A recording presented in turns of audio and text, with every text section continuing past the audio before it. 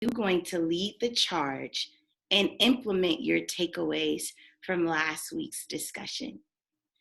We're going to go into breakout rooms for 10 minutes where you'll have an opportunity to share how did you take on that charge?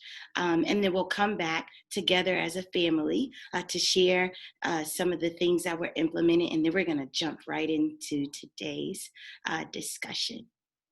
Susan, let me know if you are ready. I am ready, and I'll send everybody out to their rooms, and if there are any issues, please let me know. Awesome. Thank you. Thank you.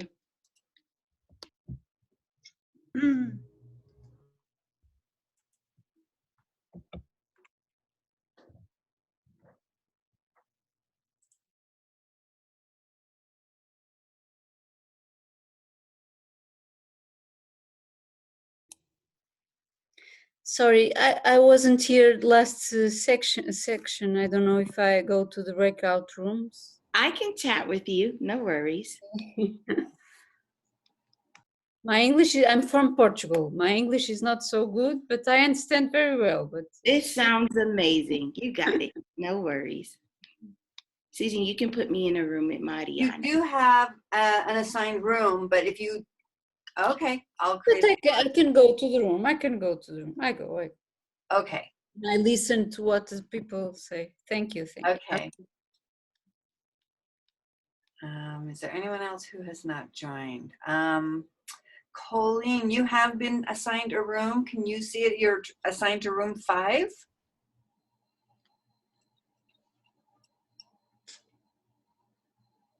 Colleen?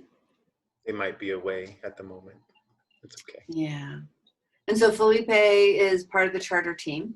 Okay. Just FYI, and he asked not to go into a room, and I said, okay, cool. And I didn't assign you rooms because you asked not to. So let me know if you want that changed, because I'll put you all in a room. No, I'm okay. You can let Shenequa go if she wants. You want to go to a room, Shenequa? I'll move you to a room if you want. You're muted, you know. You want to put me in a room? I'll sit and listen. No problem. I emailed you the graphic, Shenequa, because I wasn't able to. Put it? Yeah. Okay, don't put me in a room, Susan. Don't? Okay, I won't. No, because Matt just sent me something to put in the. Hey, Anita. Hello. So glad you're here. I'm going to assign you to a room right now, okay? Let's see. 2, 3. All right, you should be assigned to room 3 now. All right. Colleen, were you able to join us?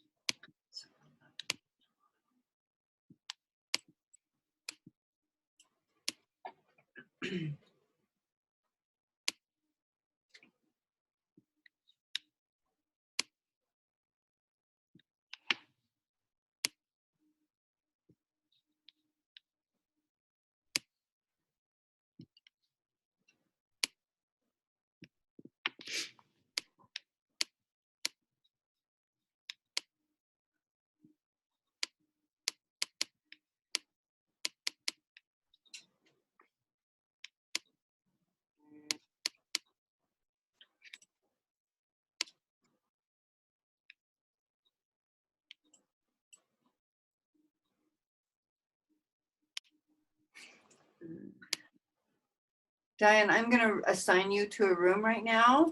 We're just doing a quick check-in. Matt.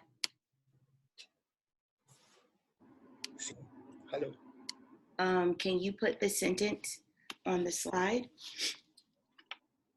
I can. Not sure. You can put it in the. Here, you're just not looking around the whole room. I know there's 3 pages. I'm sorry. Good morning, Shenequa. Good morning, Donna. How are you? Super. I'm digging this program. Thank you. Oh, you're amazing, Donna. It's medicine. It's like Saturday morning medicine. I love that. Oh, Madison, Wisconsin? No, medicine, because I'm in Idaho. Yeah.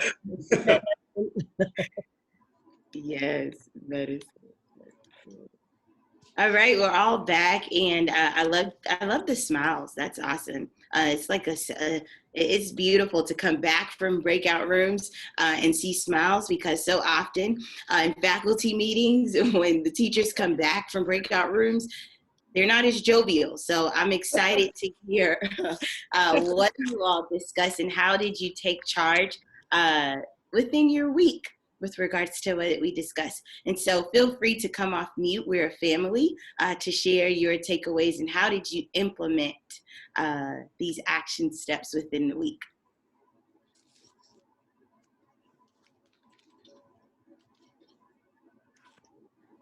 So like I talked in my breakout room, I'm a nursing instructor, so I'm discussing about racial disparity in my class with my students.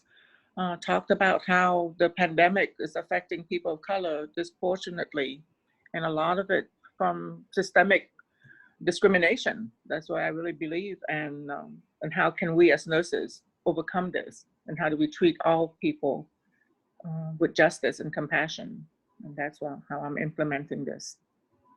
Nice. Thank you, Dalila, for sharing such a powerful feat to take on, but we appreciate you taking the stand and really implementing those action steps last week. Love to hear from someone else. You don't have to raise your hand, Kathleen. Just jump in. All right. For me, the practice is to continue to put my attention back on the vision. And that's what continues to pull me forward and build hope, which then, sets that whole other thing in motion. Yeah. What a perfect comment for today. Yeah. People perish for the lack of vision, and you need vision. It's what you see. It's what your focal point should be when you're implementing purpose. Another person. Go ahead, Therese. Did I say your name correctly? Were you speaking to me, Shenequa? Yeah, did I say your name correctly? It's Therese. Yes, I did. Well done. Mama made it up, so there's no dictionary for it.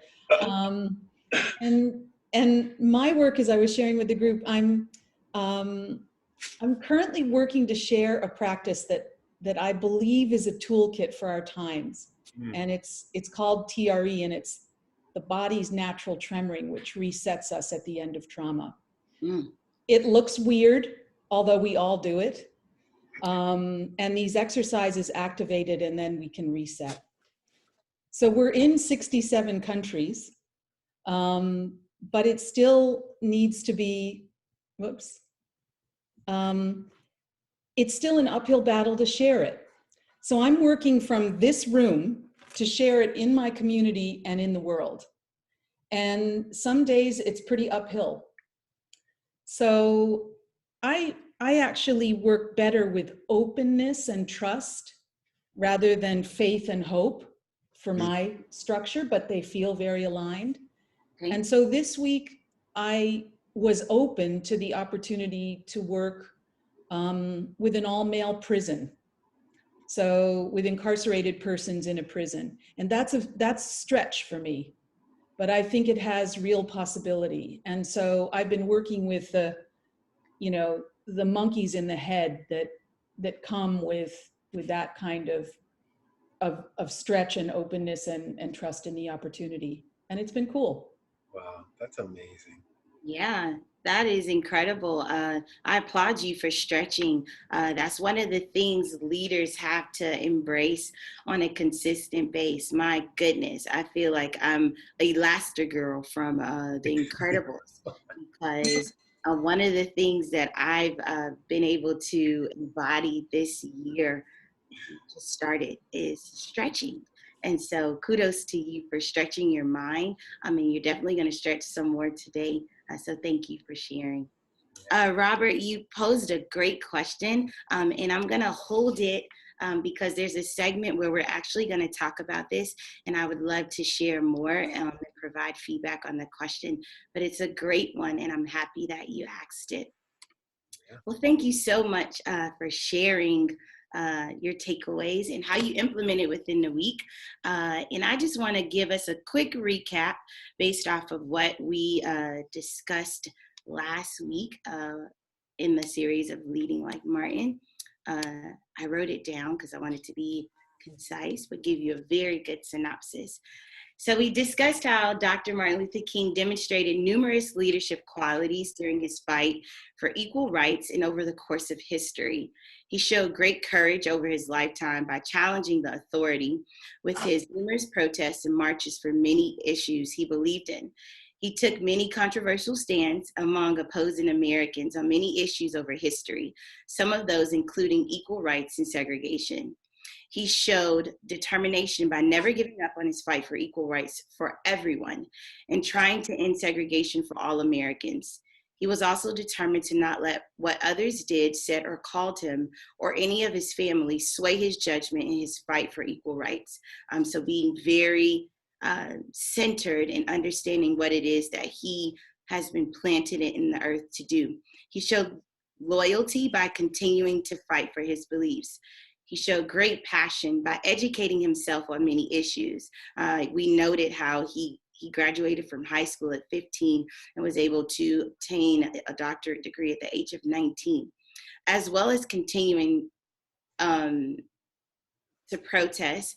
Even after his home was bombed, he continued to fight for many years of his life for a lot of the different issues in America. Many people have learned great lessons on how to be a leader because of the many things that he did. Martin Luther King showed respect and honesty by never resorting to violence, even though he had much violence tossed in his face. His greatest leadership quality was integrity, which he showed when he gave his life for what he was fighting for. He also showed integrity by taking responsibility for his actions. And then I want to quote Matt when Matt discussed the importance of leadership and what we do. The leader starts with you. And so that's one of the things that I believe centered Martin Luther King, was that he wasn't looking for an example amongst the crowd. He decided to take on these initiatives, be one that was immersed in the community, but decided to step forward. And so that's a quick synopsis on what we discussed last week. And now we're going to jump into our meaty discussion for today, where we're going to lift those principles of your vision, your why, and how you're going to codify those things to really live them out. So I'm going to share my screen. And I can't share. Yeah, and that's a great point, Shenequa. And last week we talked about that equation for hope and why it was so important that reality plus possibility equals hope. And that's so important to remember as leaders and just as people, right? Because we need it for ourselves and we need it if we want to make change. But now today we want to talk about, and kind of addressing Robert's question, what's the bridge between reality and possibility though? Like, yeah, we know we need hope, and we know that these two things are what equal hope, but how do we build that bridge between them? And that's where vision come in. That's the gap filler between reality and possibility, is vision. That's what connects them, right? And as leaders and as people, we need to have that vision for two reasons, right? Because first, it allows us to be able to lead with intention, but also it gives us that sense of personal direction, right? And that's one of the things that stood out about Martin. Even growing up, you can look at all the leadership profiles and they break down tons of people throughout history. And they talk about Martin Luther King being one of the top leaders because he had that sense of integrity, like Shenequa said, which started with a solid foundation in his belief system, in his morals, and in what he believed was possible because of how he was brought up. That is huge. He was able to forecast a vision that was able to change the world. Now, today we want to go into that, and we want to make this something that you can take home and that you can apply into you, because, you know, I can't remember who just said it, but it reminded me of this thought I wanted to say when we started, that today is a deposit day, right? So often we do withdrawals, and we are taking things out, and we're like, oh, I got energy to go here, and I got to do this, and I got to do that, and I'm always putting out. And today is a day for us to do some deposits and to get some clarity on ourselves, right? So as we talk about these three things, your vision, your purpose, and your mission, we want to identify them, right? And your vision is the what, right? And I'll tell you, I'll give you this example. Imagine that you're outside in the rain and you're standing with an umbrella over you. The umbrella is your vision. It's the overarching theme that separates you from the environment. Now, what holds the vision? What holds the vision is you, your purpose, yourself, your story is tied to who you are. Now, you don't just go outside to stand there, you go outside to go places.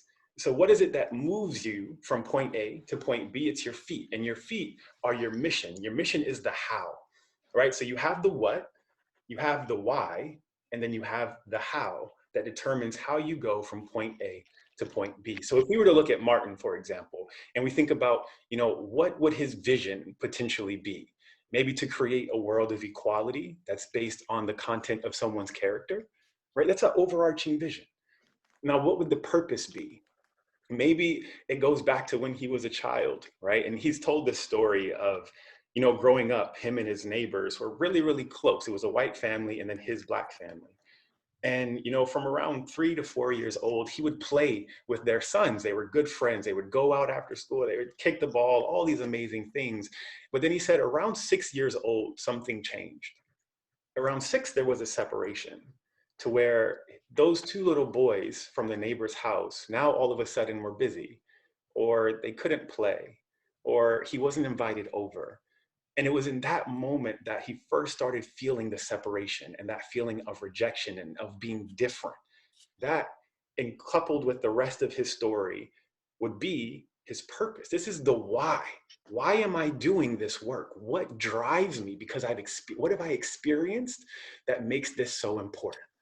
Okay, and then the mission is the how, right? How am I doing this, right? I know what I want to do, create a system that's equal based on the content of character. I know why I'm doing it. I felt this personally. Now, how am I doing it? I want to get the ears of the legislators. I want to get the ears of the political office so that we can change the system and make it equal based on the people who live in that country, right? I want to do it through nonviolent protest. I want to do it through making peaceful protests that make a difference so that people see that we are all created with the same core values, principles, and worth, right? That's your vision, your purpose, and your mission. So today, Shenequa, you can actually pull the screen down if you want. And we want to do that today, right? So Shenequa is going to lead us into another breakout room, and we're going to have that chance to say, you know, what is my vision? Just that. What is the thing? What is the small sentence, the one sentence, if I was able to compress all my purpose into why I do what I do? What is the what? What is the thing that I want to create? What is the change I want to make? What's the impact I want to exist, right? For me, it comes back to, I want to help heal humanity with honesty and truth. That's the vision. How can I do that? Through many different ways, through courses like this, through one-on-one coaching, through, you know, going into, or like the how is different. The why is my personal story. I felt alone. I felt like I needed healing, and I felt like I needed to put a mask on to be okay. I had to just put the smile on, right? Positive thinking, BS, and all these other, like all this stuff. And it didn't work. And I knew that there was something else out there. There was something in my core, in my spirit that said, you know, there's another way to show up in the world. There's another way to live. And I put my life's work into, how do we figure that out? And then how do I share that with the rest of everyone who is breathing around me, right? So today, I'll pass it over to Shenequa, but we're gonna break out into some breakout rooms and talk more about this. Yeah, thank you so much, Matt, for sharing your why, your what, and your how. We're definitely going to unpack this a little bit more, but I want to give you the space to be able to do so. I am a processor, and so Matt just gave us a wealth of knowledge and information. I want you to actually take 5 minutes, 5 minutes to actually think about your what, your why, and your how. And you're gonna write that down. Hopefully you brought a notebook. From last week, we took a lot of notes, and note takers are history makers. And so going to give you 5 minutes to just think about your thoughts, so that when you are going into your breakout rooms, you have an opportunity to share your sentence and unpack it very similarly to just like how Matt did. Thank you for being such a great model and exemplar. And this is exactly what's going to take place in your breakout rooms. So 5 minutes to actually write down your thoughts, and then we'll have an additional 10 minutes to discuss them. Any questions before we start the time for thinking? And feel free, if you need to turn your camera off to process, just make sure you turn it back on when we head out to the breakout rooms. All right, cool. I'll start the timer now for your 5 minutes to reflect.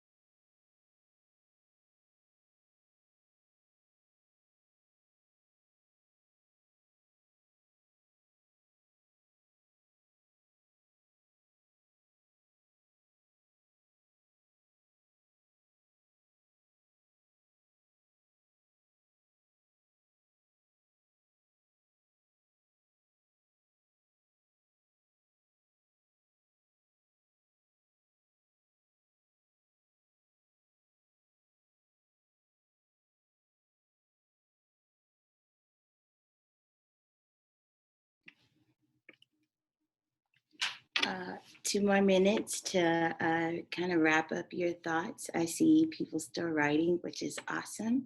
And then we're going to go into breakout rooms. I love this so much. As a writer myself, I know this is sacred. And so I'm super excited that you all have indulged in this activity.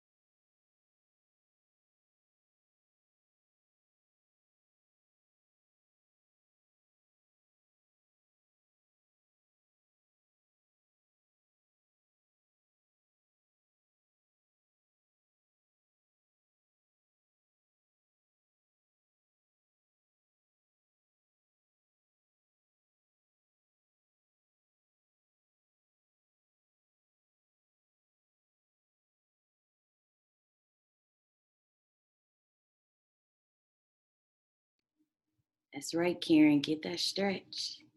Get that stretch.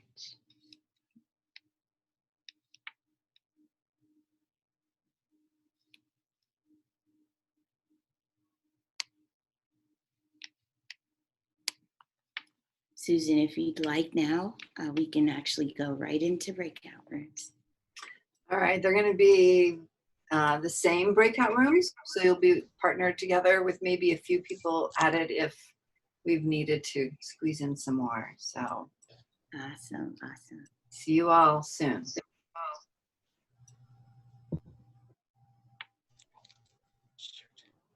In that you write down the vision and make it very plain. So to Robert's question, one of the ways that I'm able to keep it at the forefront is something that I keep the main thing.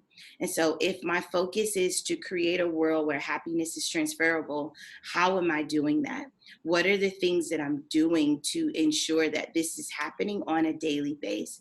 How often am I looking at this vision? For me, I look at it every single day. It's something that's written on my wall. It's something that's on my phone.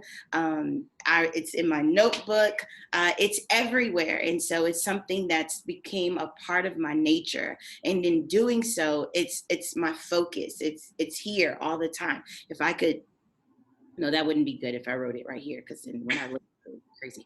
But it's definitely something that I am focusing on a consistent base, because it's something that I see. It's something that I made a part of my my daily life, and it's something that I think about. Matt alluded to this when we were just talking. How often do you go back to your vision? Is it something that you wrote at the beginning of the year and then you just tabled it?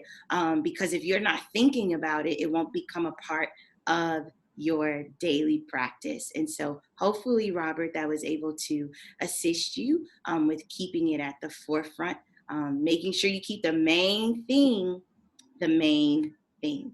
Can I say something too? Is that okay?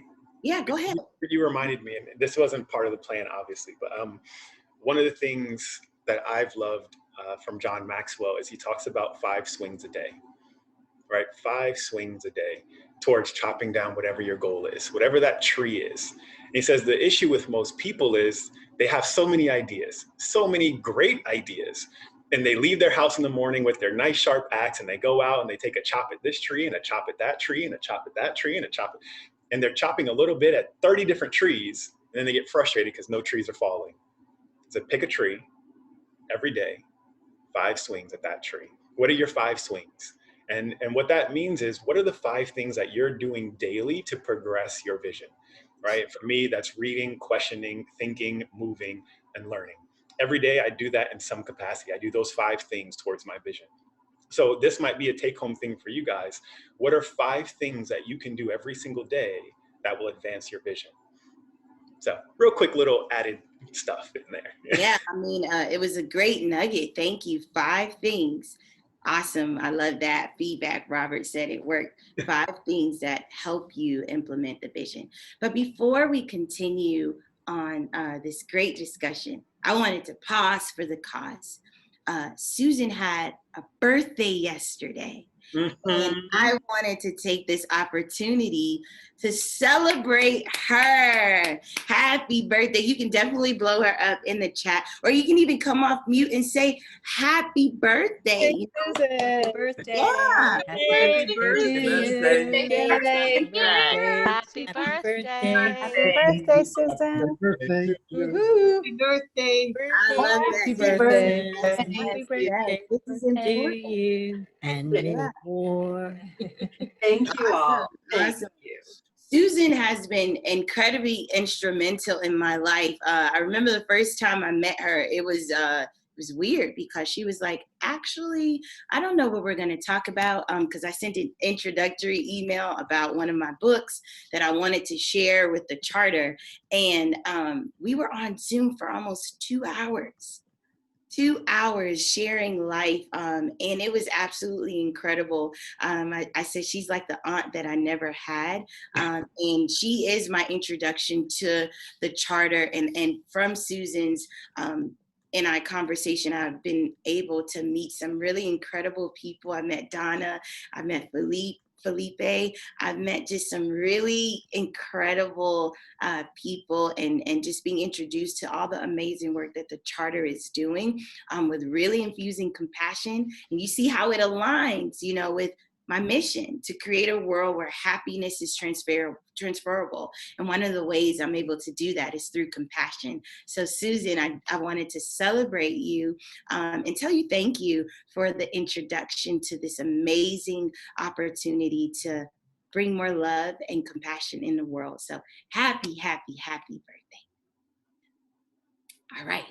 Now that all the love is, Susan, we're going to jump into this clip where we're going to talk about just excellence.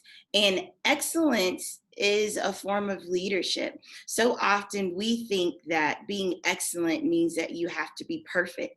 And those two things are not the same. Excellence is the standard. Perfection deals with performance. And the goal is not to be perfect. However, you do need to have a standard of excellence that can be implemented. I almost said executed, and I thought about it. Oh, that's violent. That can be implemented when you are a leader. And so, Susan, you can definitely jump into the clip, and then Matt is going to lead the discussion after.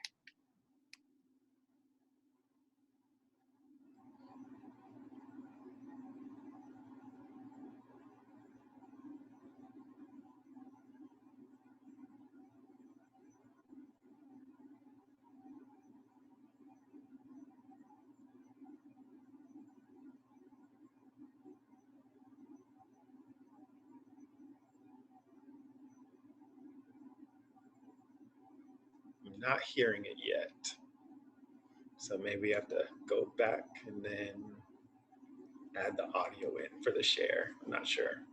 All right. No worries. So this is actually part 2. Okay. Secondly, in your life's blueprint, you must have as a basic principle the determination to achieve excellence in your various fields of endeavor. You're going to be deciding as the days and the years unfold what you will do in life, what your life's work will be. And once you discover what it will be, set out to do it and to do it well. And I say to you, my young friends, that doors are opening to each of you. Doors of opportunity are opening to each of you that were not open to your mothers and to your fathers. And the great challenge facing you is to be ready to enter these doors as they open.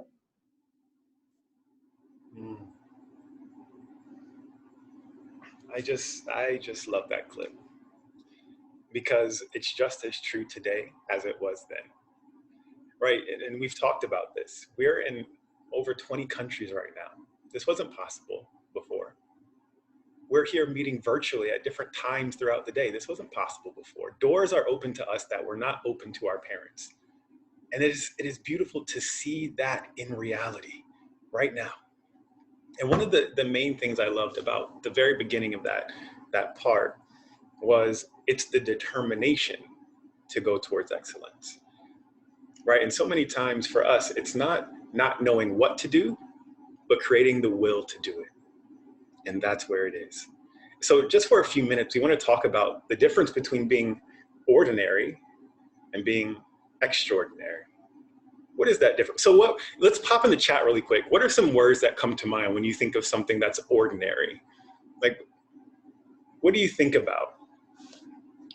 I know for me, I think of maybe normal. My cooking. Average, boring, bland, conventional, not standing out, usual. Those are perfect. And that's true. And I think a lot of times in our own minds, and I'm so grateful for Shenequa for opening that conversation between excellence and perfection, because in our own minds, we tend to widen the gap. We tend to tell ourselves that the gap between ordinary and extraordinary is so it's so huge. I would never be extraordinary, because we tend to compare ourselves to all the people around us, these great leaders, these great, athletes, these great chefs, maybe even. And I could never. And one thing that I had to really, really realize is that the difference between ordinary and extraordinary is just a little extra, right? It's just a little extra. And, John Maxwell gave this example. It's one of my favorites. He spent a lot of time in San Diego, and he loved baseball, which were the Padres. And he told the story of two players at the time, Tony Gwynn and Tim Flannery, two of the players he liked. Donna, you know this example? Yes. I grew up in San Diego. Oh, okay. Boys. He said that they're the best minor league team in the major leagues. They're not a great baseball team. And he tells the story of Tony Gwynn and Tim Flannery. And he says, Tony Gwynn, all-star, future Hall of Fame baseball player, had a batting average of 340. I didn't know what that means. I'll tell you guys what that means. And then he tells the story of an infielder, kind of like a utility player, Tim Flannery, had a batting average of 240. The difference from 340 to 240, right? And what that means is 100 points in your batting average. That means that for every 10 times at bat, you hit the ball one time and get to base, right? So Tony Gwynn, with his batting average of 340, hit the ball 1 out of 10 times more than Tim Flannery, who was at 240. Now, what did this really mean, right? What does it mean? Tony Gwynn was a future Hall of Famer who made $3.5 million a year. Tim Flannery made about $350,000. So for a 10% increase, he made 10 times the amount of income. It was just a little extra. It wasn't insurmountable. And what we tend to do is, like I said, we tend to live in a space of comparison. It's the world we're in. We say, I couldn't do this, I couldn't do that. And we rank ourselves. Like if we're on a scale of 1 to 10, we're like, in comparison to the rest of the world, I'm probably about a 6 or a 7 or whatever that is, right? Not talking about physical, but just, our whole being. And the question is, what do you think would happen if you took things up just one notch in your life? Just a little extra. What if you went from a 6 to a 7? How would that change your relationships? How would that change the way you lead? How would that change the way you show up in your family or with the people that you love? Or what if you went from a 7 to an 8? What would that mean for your life? What would you do differently? What would an 8 version of yourself show up in the world like? How would they be in this room right now? What notes would they be taking? What comments would they be making if you were just one notch up? Because one thing that I want to kind of tell you guys that is really, really important is that we can't wait on someone else to bear the burden. We can't wait on someone else to protect the poor, to defend our freedoms, to demonstrate our values and convictions, to enforce the law, to maintain civilization. We can't wait on someone else. It's us. And what we do not value will not be valued. What we do not do will not be done. What we don't change won't change. What we don't remember won't be remembered. It has to come back to us. And are we willing to be those catalysts?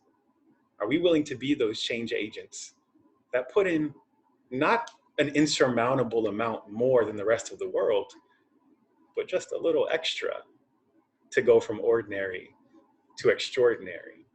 And, you know, we just spent a couple minutes talking about our purpose and our vision and our mission. And one thing Shenequa and I talked about last week is that purpose is the great separator and elevator of leadership. That is the thing that separates you from everyone else. That is the thing that elevates you from everyone else. Think about someone, like imagine you're at the bottom of a mountain, you look up. One of my favorite quotes is, the person on the top of the mountain did not fall there. They climbed there, right? Imagine you're at the bottom, like, oh, how did you get up there? What? No, you know the path. But are we willing to put in that little extra to take the journey, right? Because it's easy to quit when things get hard, but if you remember why you started, with the right reason to start something, you'll have the tenacity to give it all you want. And that's what really makes the difference here. So I think, Shenequa, are you going to take us into some more conversation yet? I was just writing and taking some notes because you know that's my word. You said catalyst, and it's one of the words that I utilize to kind of drive the work that I'm doing. Yeah, we're gonna have another conversation with our partners where we talk about what do we need to believe about ourselves or the world or our own possibility to actually go to extraordinary. What is and we can do it in a, would you want us to go into breakout rooms, or do you want to have it as a family? Let's have it as a family. Why not? You know, we're right on time. Everyone's here. Let's chat. What do you guys think? What is it you would need to believe? Feel free to come off mute so you can share.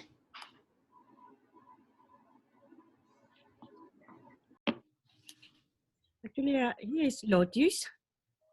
Lotus, and I would like to contribute on this. First of all, I enjoy really much the whole. I'm so excited. I really love it. This is my stuff. I think if I would like to contribute this way, based on my own journey and reflection on the extraordinary and ordinary, which is something that I reflect a long time. In my own experience, actually, I go now the opposite, because I've been more, I put it more extra, hyphen, how you say that, hyphen, ordinary, okay? So I separate extra and ordinary. So the difference between ordinary and extra, because I had a life more out of ordinary. I prefer more to put it that way, out of ordinary, than to say extraordinary.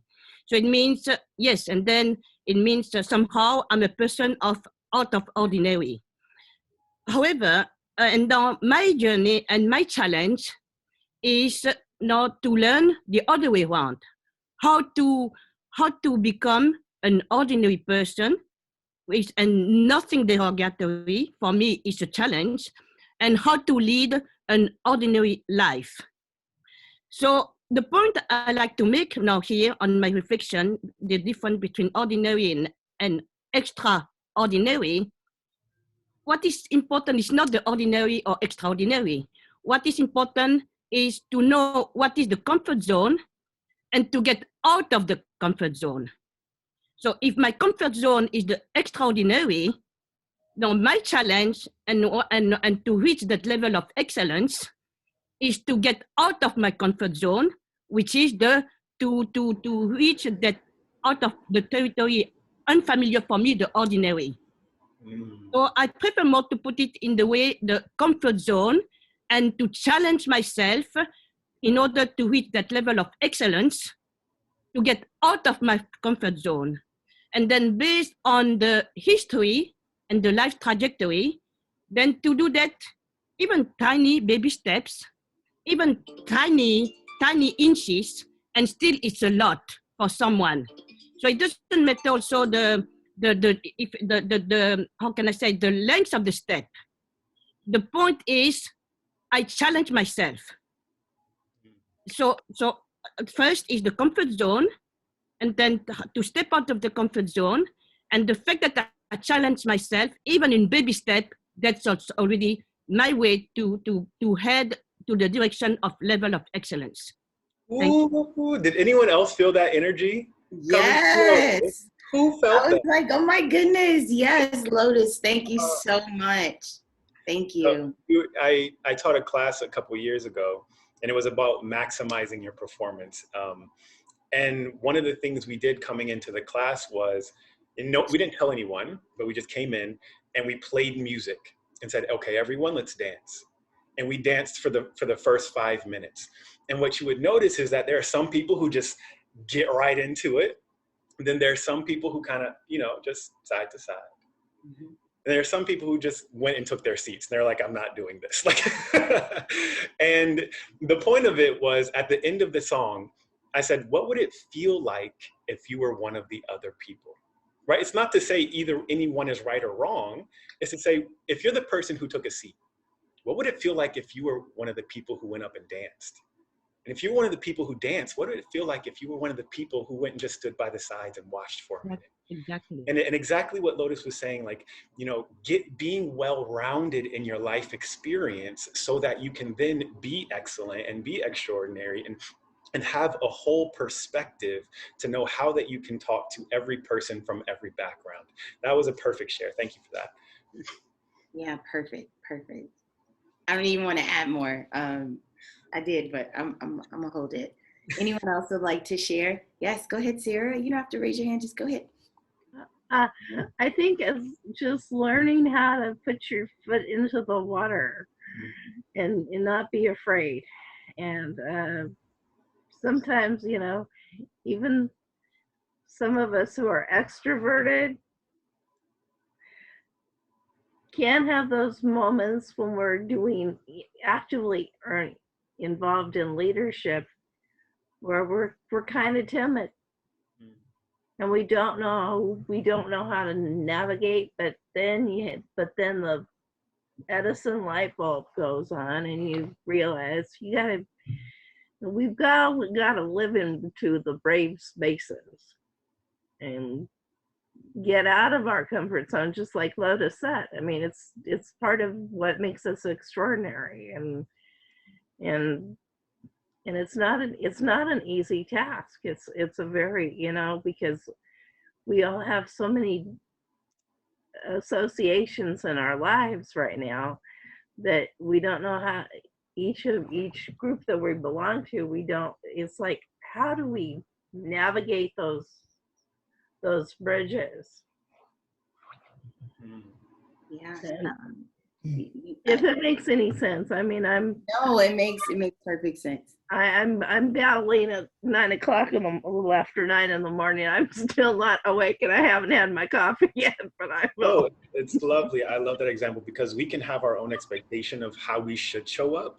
And then we find ourselves in environments where we're like, that's not me. I'm an extrovert. I should be able to command this room. What's going on? What's happening inside of me? Why do I feel a little shy right now?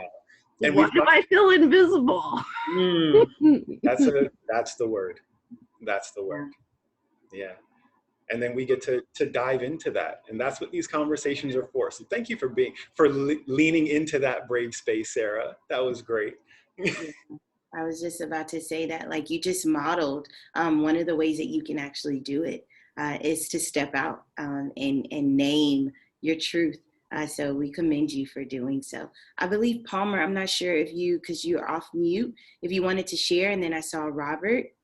I just wanted to say, when talking about maximizing your performance, allowing yourself to shine and feel worthy just as much as the guy next to you, that you are worthy, you are true and allowed to express yourself authentically.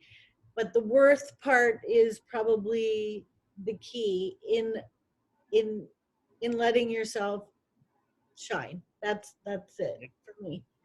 Palmer, I agree with you wholeheartedly, because one of the things that I struggled with, I want to say maybe 2 years ago, was just celebrating my wins. Because for so long I was taught to point out what I did wrong. And it wasn't until I shifted my focus to narrate the positive, and I was able to actually meticulously point out that that is a win. And even when society tells you don't be braggadocious or you don't need to big up yourself, in actuality, that's false. Because if you understand your worth and you understand the value that you bring, it kind of pushes us to not think from a deficit lens where we're thinking of ourselves as an asset versus a liability. When we come to these spaces, see yourself, be grounded in your identity, and to know that like you're created to do something amazing in this world, and don't necessarily codify your worth with the things, because that's how you get caught up in performance. Just be. We were created to be human beings, not human doers. And so when you embrace that notion of just being, you're able to see your worth, you're able to celebrate your wins, and truly stand in your truth with what it is that you bring to the earth. Thank you so much, Palmer, for sharing. Go ahead, Robert. I know you're patiently waiting to share. Sure, thanks, Shenequa. I was just, I wrote down that I thought many of us need to be in a community, on a regular basis. Maybe it's a small group in your church or some form of community where you can be inspired and help raise each other higher, like this group. Was one of the big things. And the other that I wrote down was maybe to have a coach in some cases, for accountability, because I think many of us that want to grow need to have an accountability partner or somebody to help us stretch and to grow. Thanks. Those are great. Write that first one down, Susan. We need a community. If anyone needs a coach, I'm a coach. Yeah. That's easy. Mm-hmm. Those are great points, Robert, and very valuable. Absolutely. Anyone else would like to share? I do have a little story to share that I've always remembered. It's a grocery store, and they noticed that a lot of people were queuing up in one checkout stand. And what they realized is they had had a week before a conversation where they wanted everyone to be excellent, do their best, make a difference in your job. And there was a young boy who was loading all the groceries into the sack. And at that time he's going, well, how can I make a difference? And he decided to put a little note of encouragement in each sack with the groceries. And so when people got home and got their groceries, I got that little note and they loved it. And so people were queuing up to get another note of love. Wow. And encouragement. So whatever you're doing, you can make a difference in people's lives. And I love that story. I love that story too, Susan. Yeah, I'm like, wow, that is really incredible. And it just goes back to, again, what Robert talked about. Look, a tear. Like I was sharing with Matt and Susan that prior to starting this call, one of the ways my body manifests truth is usually through my legs shaking. But as of lately, it's been like tears. And I'm just like, that's why I have my glasses on, because I didn't want you all to be like, what's wrong with you? But in moments where truth is shared, these type of conversations ground me, because I so avidly believe in the power of community and what it can do for a person, and just tangible things like that. make a difference. I'm actually in the process of finishing a book called Community Catalyst, and identifying what type of catalyst are you and how can you bring these different things to the forefront and continue to affect change in such a powerful way.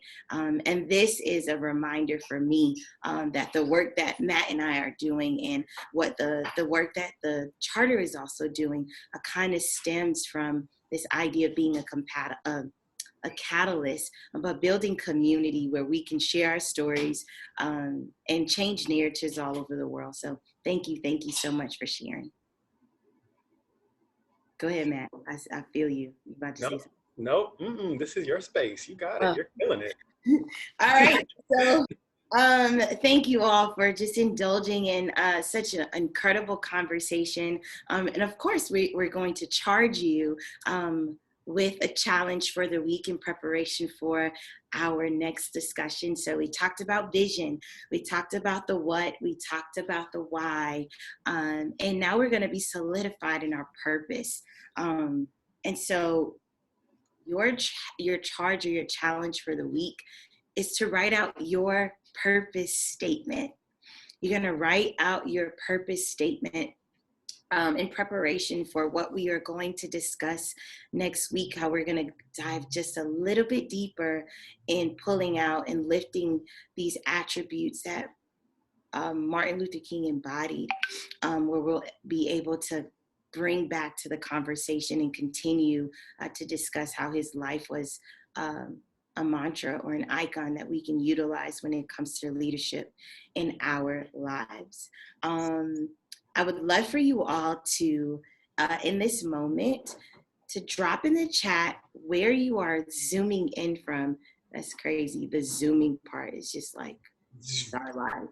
Where you are zooming from, and what has been your takeaway from today's discussion. Where are you zooming from? And what has been your one takeaway from today's discussion?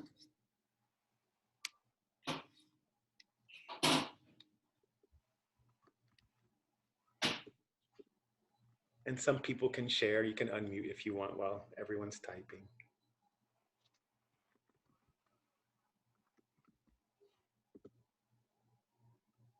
Oh, this is so amazing. I can't believe how quickly the time has gone. I know, right? Oh, and every moment, I've just loved it all. Thank you so much. Thank you, Laura. We appreciate you being here. That's why when Shenequa was like, I know you have something to say, I was like, I do, but we're out of time. And I'm I'll save it for next week. We'll talk about some things.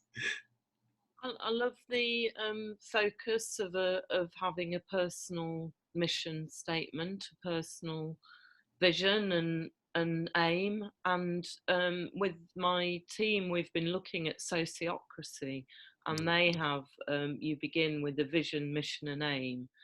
So this is like the personal version, but that feels very powerful. So thank you. You're welcome. And for those who are coupled up here, this is a great thing that you can do with your romantic partner, is do you guys have a vision for what your relationship looks like? Do you have rules for your relationship? Do you have a mission for how you guys carry out disagreements? Like, and this can be a really fun activity to set up guidelines for relationships as well.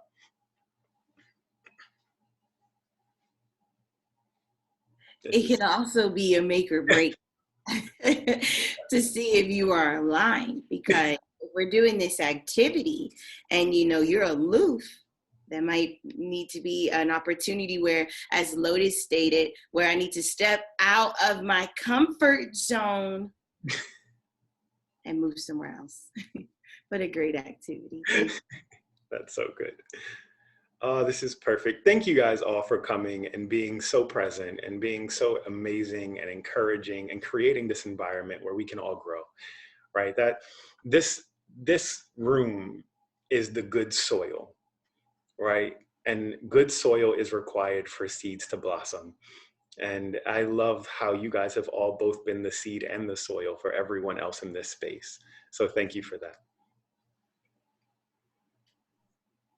Thank you, Shenequa and Matthew. Thank you, guys. Yeah, Thank you so much. Let's thank our facilitators. Thank you, thank you, thank you. Thank you very much.